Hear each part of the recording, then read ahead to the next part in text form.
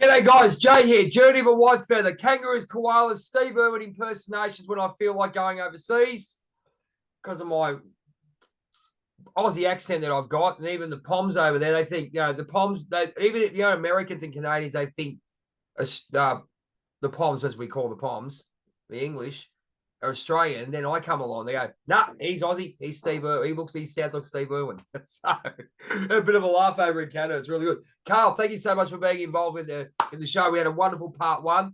We're going for part two.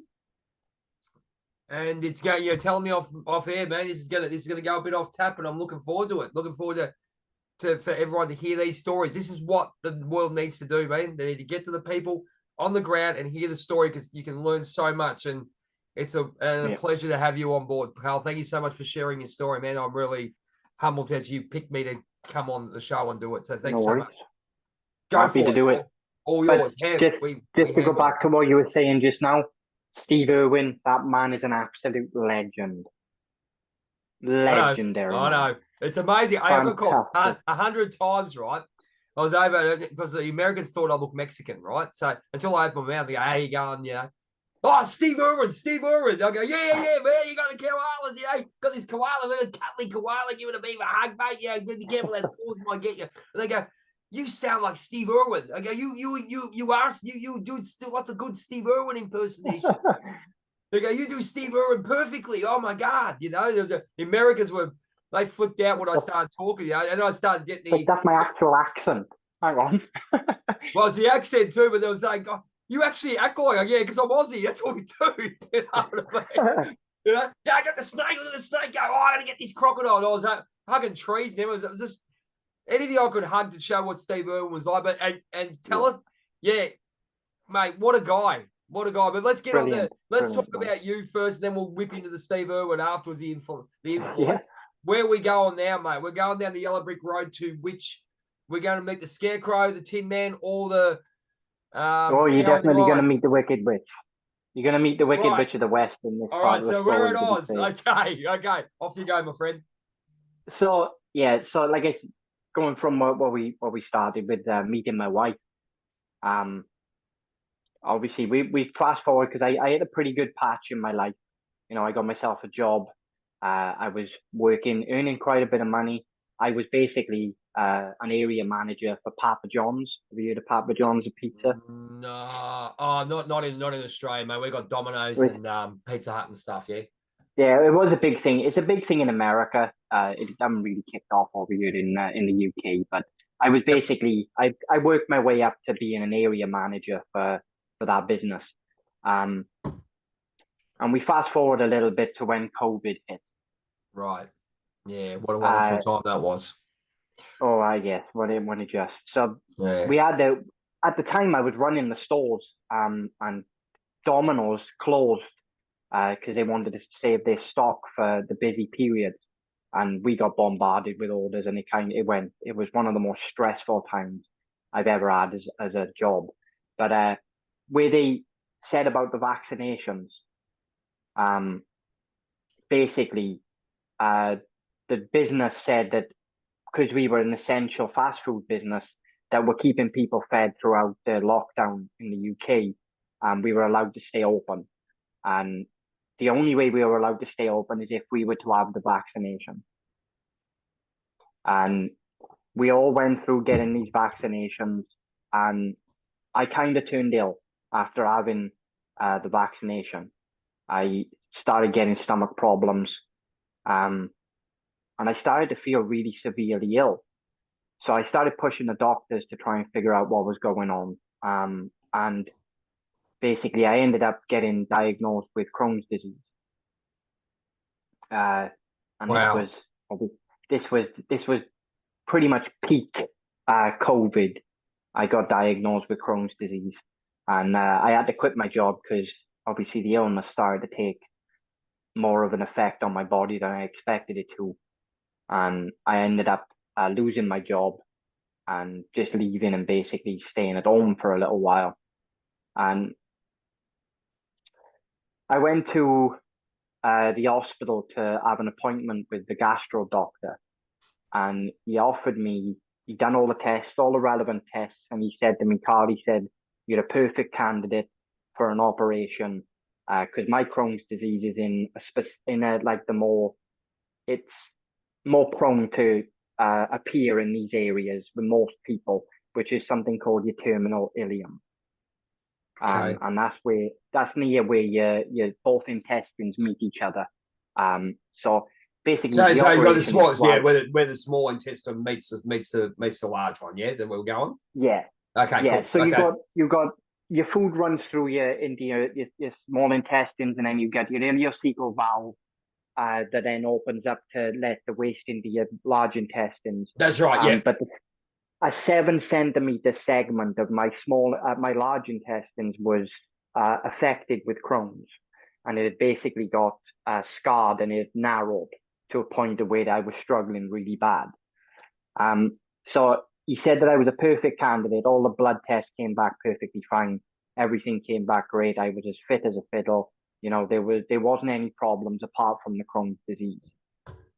So he said you can either go for the operation or you can opt to have medication. Okay. And when I done a bit of research, I found that I said, you know, seeing that the medication can be quite heavy on the body. And me being me, I like to be an active person. You know, I like to be moving all the time. I like to be doing things because I can't be stuck in my own head, because that's just not a good place for me to be. Yep. And we fast forward a little while for about a year, and I started doing the TikTok videos where I was talking about my Crohn's disease and, you know, giving my symptoms and, you know, bringing awareness around the Crohn's. And I was kind of starting to get to terms with having the disease, because it's a lifelong disease. I'm never going to get rid of it. Yep. And the operation came up, which was only last year, back in August.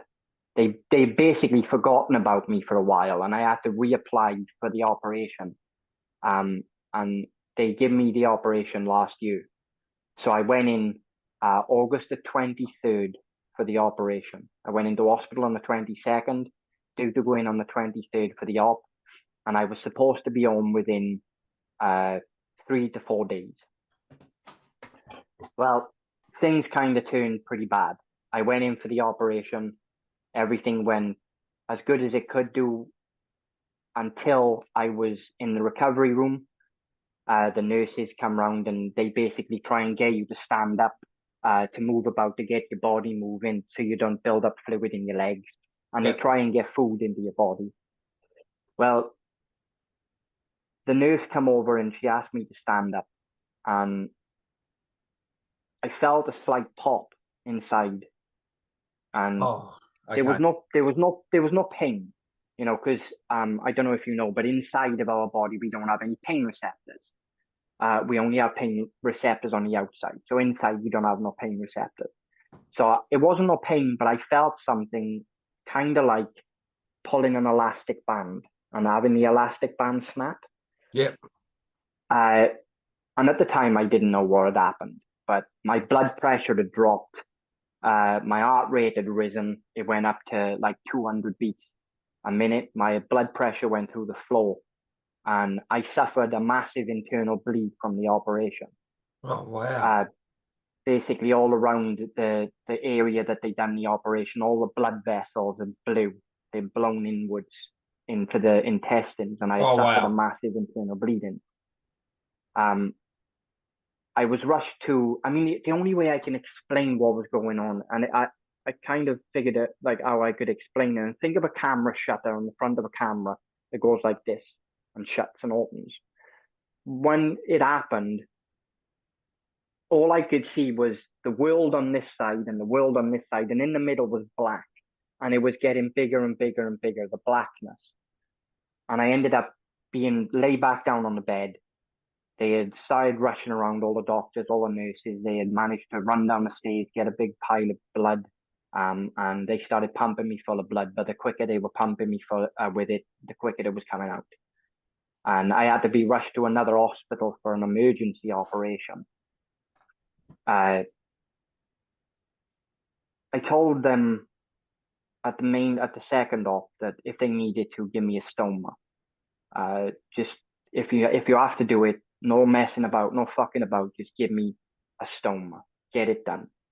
And I went into the op, and I woke up in the recovery room after the second operation in the most severe pain, and it is like an unimaginable pain. I was screaming at the doctor to put me back to sleep. I was in that much pain. I said to him, I cannot deal with it. Put me to sleep. I need to go back to sleep. And then I don't remember anything until I woke up in the ICU. I was in intensive care for 10 days because my stomach had basically shut down. My stomach and bowels had gone to sleep, as they call it. And I had developed infections where they had to pump me full of antibiotics. I had drips coming out of my bloody every single orifice they could get it into. It was drips in it. And I was in intensive care for over 10 days while my stomach wasn't working. It's pretty hard because I suffer with severe PTSD as well when it comes to it. And you're the first person I've actually spoken to outside of doctors about my experience. I'm honoured, mate. Thank you. Thank you for doing this. I mean, at the end of the day, it's good to get it out. You know, it's hard to hold it in, and yeah, it's one of those things. And I ended up being put down into a surgical ward, where I started to get back on my feet again. I started to walk about a bit. I was when did this happen? Sorry, was it 2019 when this happened? This was all last year. Last year. Okay, sorry, I'm getting pre-COVID. Sorry, I'm mixing up the date. So just last year. Okay, keep going. Yeah, right, cool. This was last year. So right.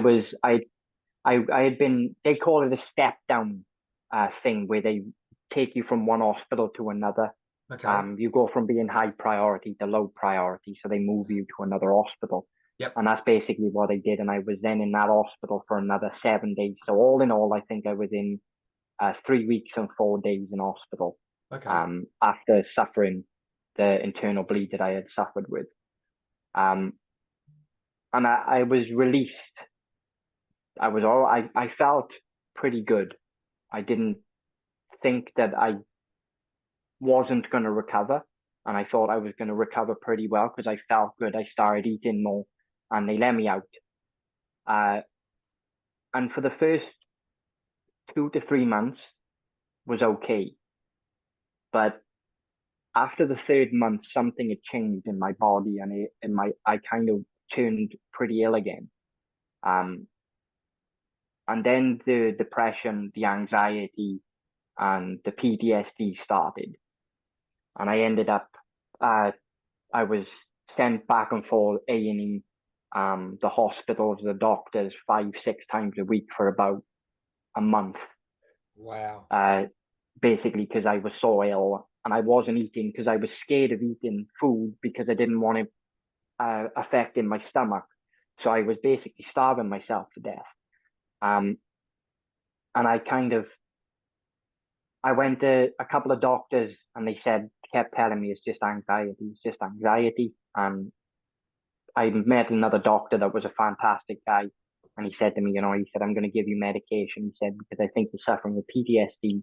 You've got severe anxiety, which, I mean. Oh, hello. Hello. What you went through. Exactly, no worries. Yeah, no worries. Exactly. And that's the thing. I started to take the medication. I started to feel better after it. I started eating a bit more. I put on a bit of weight. So can I just ask you? So basically, you went through the PTSD was causing you not to eat because you were worried about the pain. Is that basically where we're going, or was there any medical issue why you couldn't eat, or is it just basically was all here? It was all.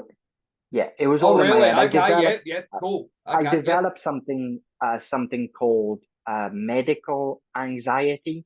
Yeah, I've heard of that. Yep, absolutely. Yep.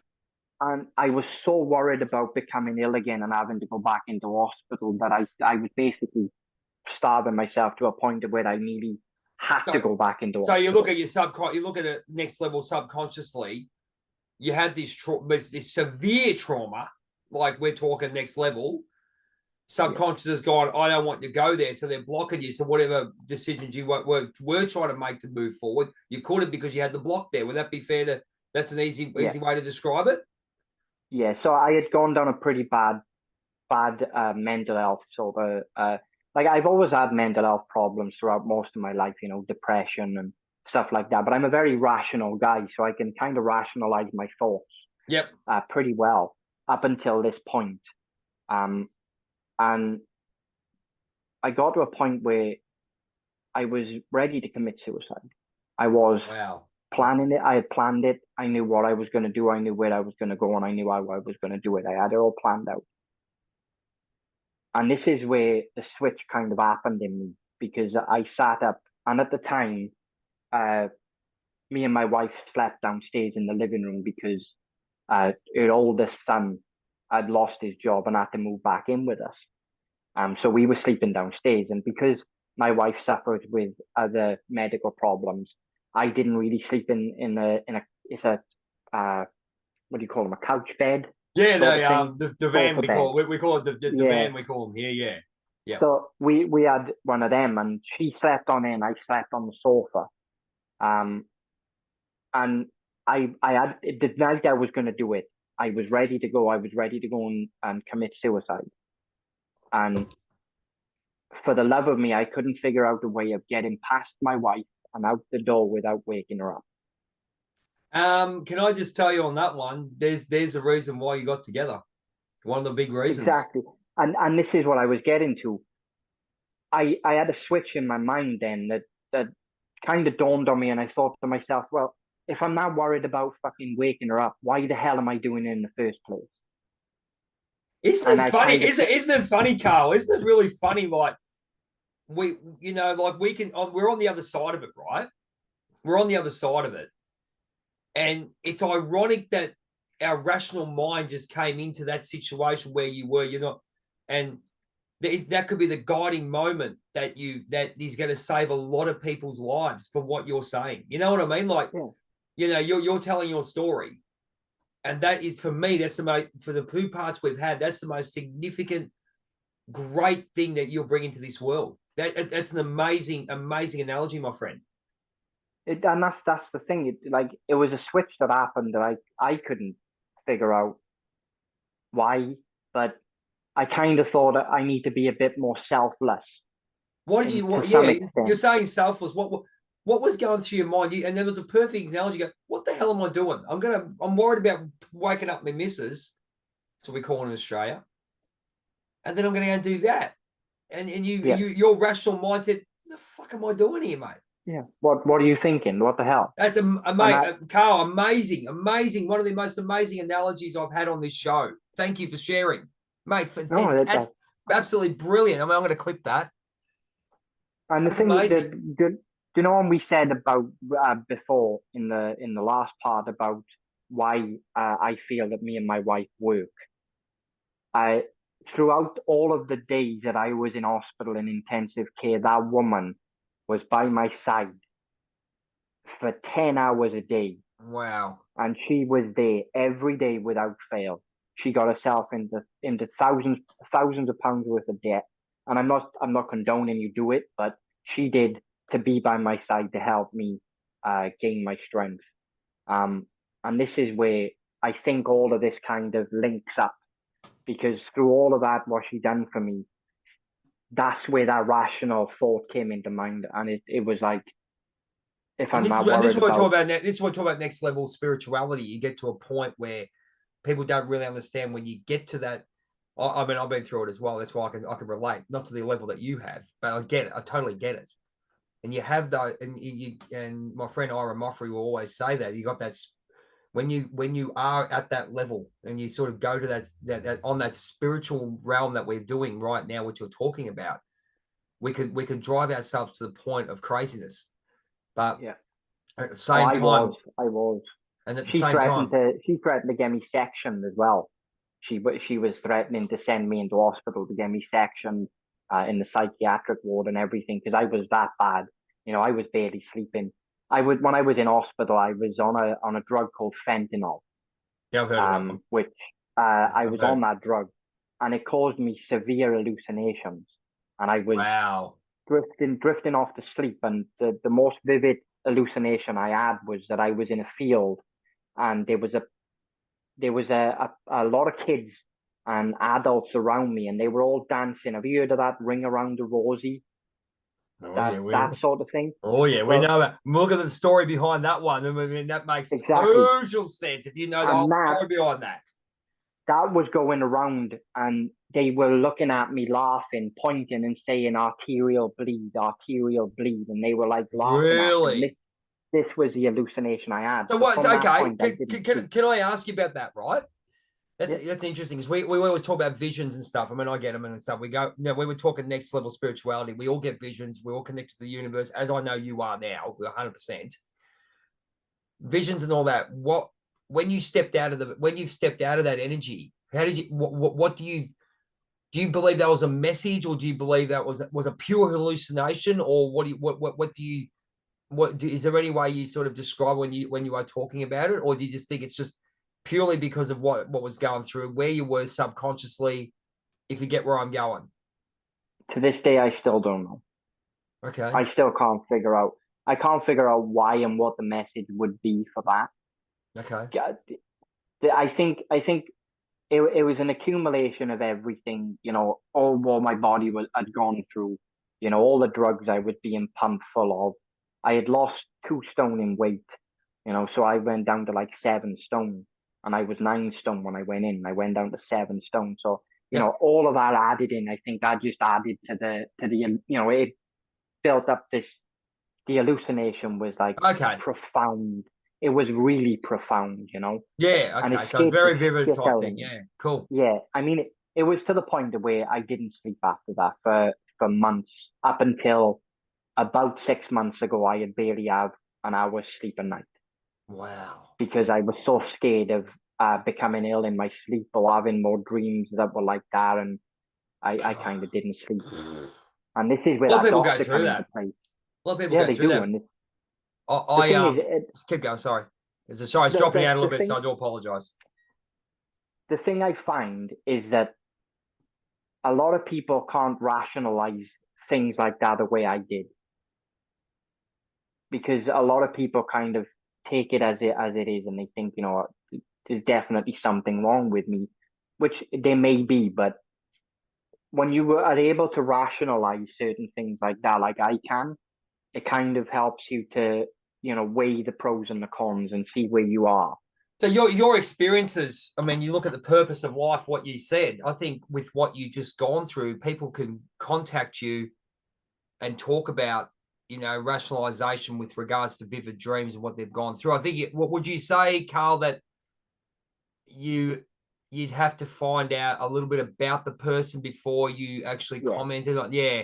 Because 100%, yeah. we know where you've been. But Yeah. a little bit of advice for people. What would you, with your experience, you still haven't found out what that message is about, but what have you learned about yourself, and what have you learned about this journey that you've been on from that point? Because it looks like that's another significant point that really triggered something within you. Well, we all get tested. Some of us get tested worse than others. Yes. But ultimately, through it all, there's a lesson to be learned. Okay. And that lesson is that we can learn to rationalize our thoughts, because we are in control of our thoughts. Yep. And we can control. We all get intrusive thoughts. It's a thing that happens. We all get them. Yep. Everybody gets intrusive thoughts, but certain people act on them, and most people don't. And that's where those lessons come into play, where what I've been throughout most of my life. Okay. I think that my reason now, the reason for my purpose, is to be able to help others and to get a word out to show people that they are not alone. Amazing message, Because mate. Amazing message. Have you thought about writing a biography? Well, I had my story published in a book for men's mental health. Would you? Called Is it? hashtag, What's that called? So I'll yeah, write that down for you, man. Give me a minute. pen here. What's that book? Is it available there, mate, at all? Hashtag man up is called. Hashtag man, sorry. Man up. Man up. Oh. You wouldn't believe what I was looking at the other day. Man up vitamins. Would you believe? Amazing. So hashtag yeah, man up. And where can you find that, mate, my friend? you can find that on Amazon. Amazon? No worries. So, and what page are you on, my friend? Would you like to put all the we'll put all the info in there? I am page 25 to page 32. Done deal. No worries. Excellent.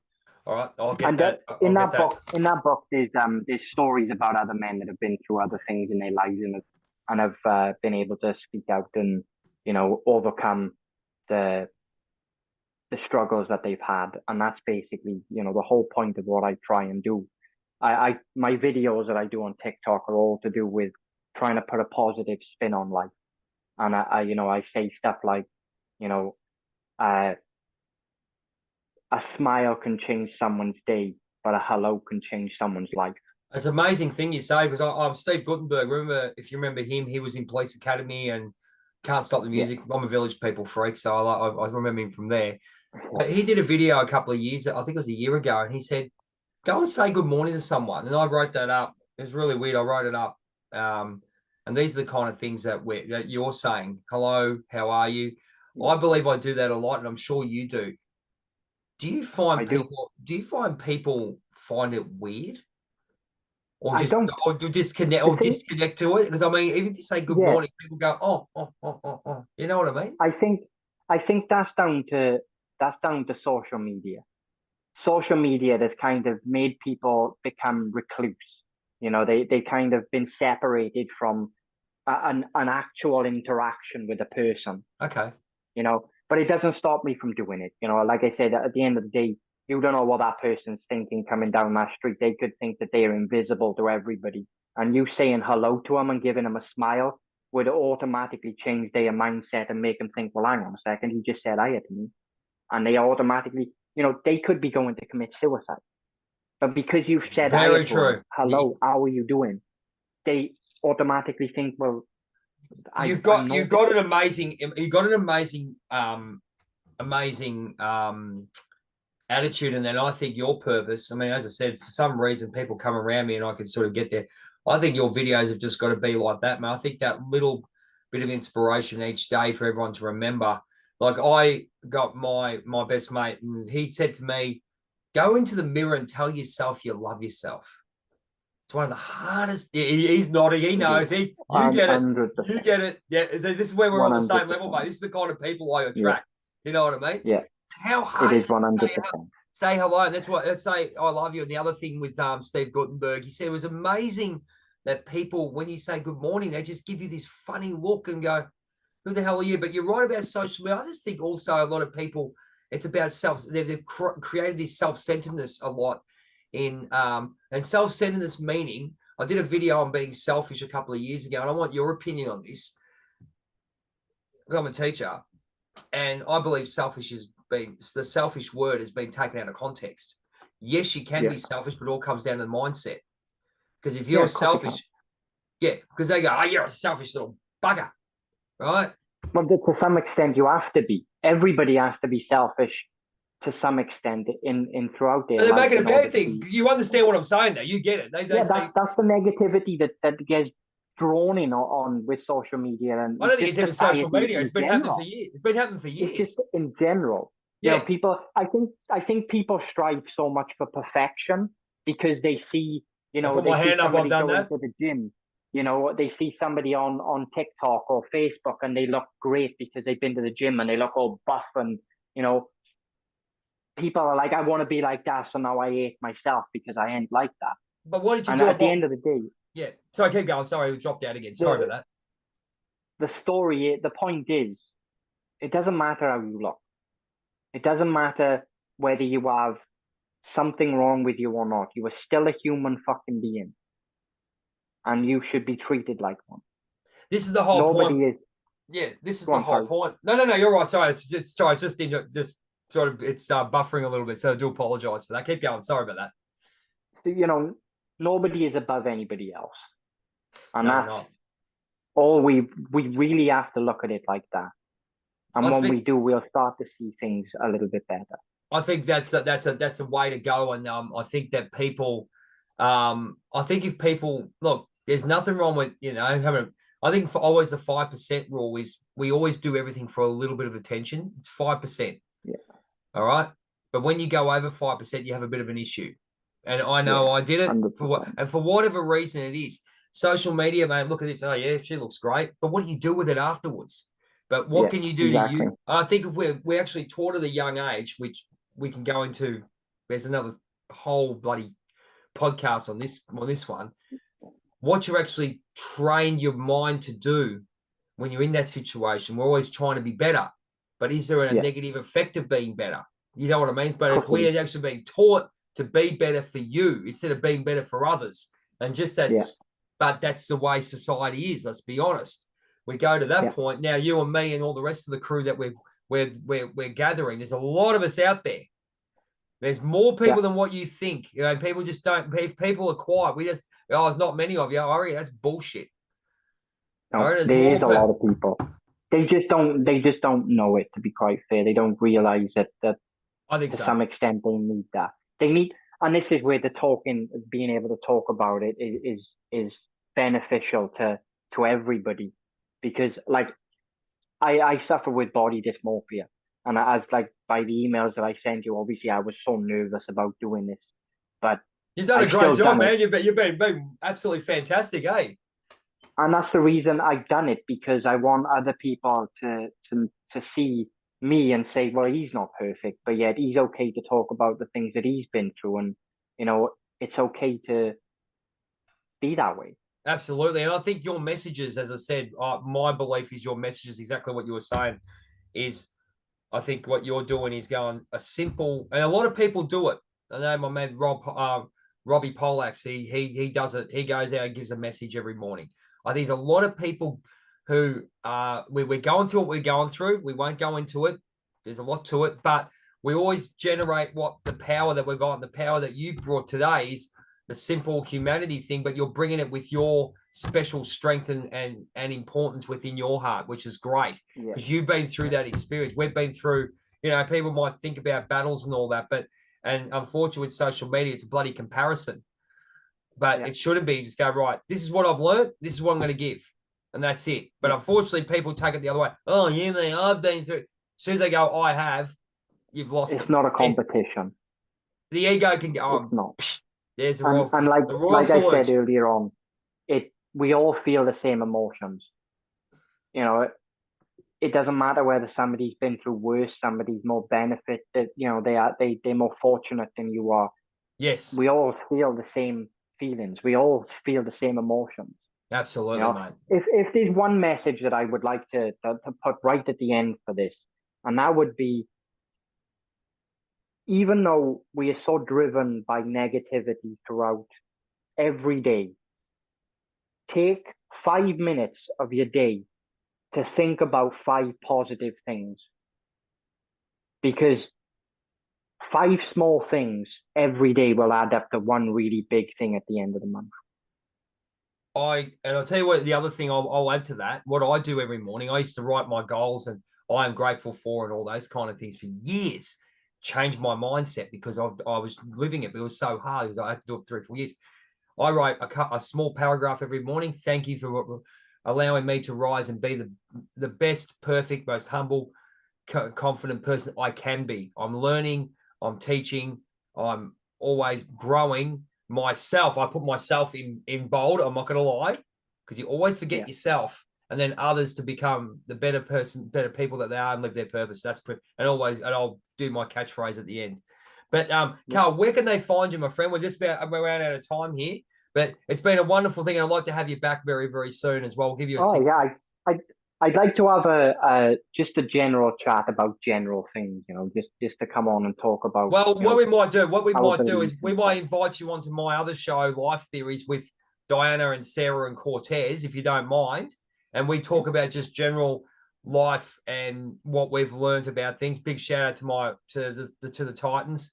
And we usually have special guests, and I think you'd be a wonderful guest if you're up for that. I'll get in touch with the Titans, and they'll watch your video, and we'll go from there. But Carl, where can they find you, my friend? I think hopefully we'll get this all up and people can contact you, and where can they get you, mate? Well, like I said, with everything that everybody's going through, my inbox is always open for anybody in crisis. If anybody needs somebody to talk to, a shoulder to cry on, a ear to throw words into, I'll be there for anybody. And you can find me on TikTok. You got an email as well, my friend? Hashtag CarlSmith594 is the TikTok. Facebook is just Carl Smith. You'll see me with my two brothers on the front cover. And my email is carlsmith594@hotmail.co.uk. No worries, I've got that written down in the form you sent in. Ladies and gentlemen, another wonderful person I've found. And Carl, thank you so much for being on the show. Thank you for giving me a voice. Oh, well, that's what I'm here for, mate. And I'm glad you could come on. And as you said, you better see this interview live on Spotify. So you're going on Spotify, my friend. So if you're on Spotify, Spotify, YouTube, you'll get the links. Carl's friends will get the links. My groups will get the links. We'll start spreading the word. So YouTube, you'll see the interview also on Facebook, but usually YouTube and Spotify, Apple Play, Google Play, you'll be able to listen to it in the car and listen to this great man. It's wonderful. There will be 2 parts, and we'll go from there. Carl, thank you so much for being on board with Jay from Journey of a Whitefeather. Ladies and gentlemen, this has been a chat with Jay. Thank you so much for being involved. If you want to be a guest, just like the big fella from the UK, get in, tell your story, because you do have a gift to give to others. And I'm going to finish off, as I do, with my hero, Brett the Hitman Hart from Calgary, Alberta, Canada. Don't mind that place, I'll tell you that right now. And he always says, get up and be the best there is, the best there was, and the best there ever will be. Thank you so much. Thank you so much, Carl. We'll see you next time on A Chat with Jay. Take care, ladies and gentlemen.